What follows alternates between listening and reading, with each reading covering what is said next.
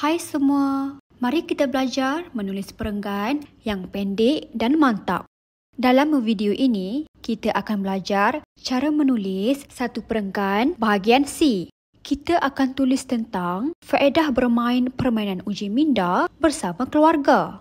Sebelum itu, murid-murid perlu tahu tentang peraturan pemarkahan. Untuk menulis perenggan, murid-murid perlu nyatakan idea, huraian dan contoh. Idea dan huraian adalah daripada grafik, manakala contoh idea sendiri. Seterusnya, mari kita kenal pasti kehendak soalan. Soalan ini mahu kita tulis tentang faedah. Apa itu faedah? Faedah sama dengan kebaikan, manfaat atau kelebihan sesuatu perkara.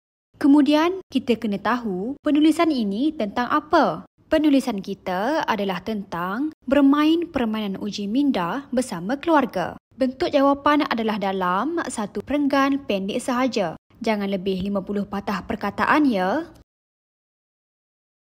Seterusnya, mari kita lihat isi dan huraian yang telah diberikan untuk soalan ini.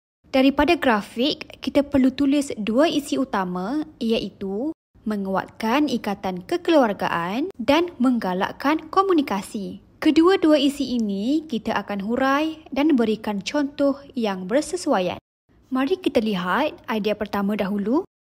Apabila kita bermain permainan uji minda bersama keluarga, kita akan dapat menguatkan ikatan kekeluargaan. Ini adalah kerana kita akan berinteraksi dalam suasana yang menyeronokkan. Cuba kamu fikirkan, permainan apa yang sesuai? Ini contoh cikgu ya. Semasa bermain catur, kita akan memuji ahli keluarga yang pandai berfikir. Berikut adalah contoh untuk isi pertama.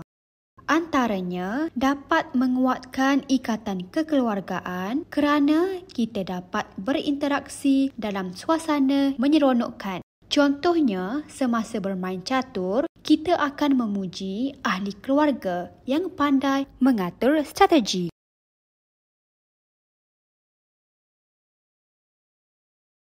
Sekarang, mari kita lihat untuk idea kedua pula. Aktiviti ini dapat menggalakkan komunikasi. Maksudnya, semasa bermain, kita akan saling berbincang dan bertukar fikiran. Cuba kamu teka contoh yang sesuai. Ini adalah contoh cikgu. Ahli keluarga akan bekerjasama mencari jawapan. Berikut adalah contoh untuk isi kedua. Selain itu, dapat menggalakkan komunikasi kerana semasa bermain, kita akan saling berbincang dan bertukar fikiran. Contohnya, dalam permainan teka silang kata, ahli keluarga akan bekerjasama mencari jawapan. Bagus murid-murid, selepas membuat draft, mari kita tulis perenggan pendapat kita dengan lengkap. Bermain permainan uji minda bersama keluarga mempunyai banyak faedah. Antaranya, dapat menguatkan ikatan kekeluargaan kerana kita dapat berinteraksi dalam suasana menyeronokkan. Contohnya, semasa bermain catur, kita akan memuji ahli keluarga yang pandai mengatur strategi.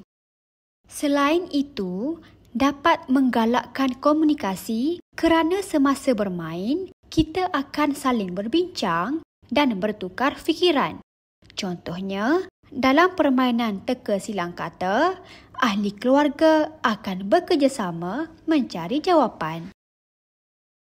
Wah, tahniah murid-murid. Kalian telah berjaya membuat satu penulisan perenggan yang lengkap. Kita jumpa lagi untuk pembelajaran seterusnya.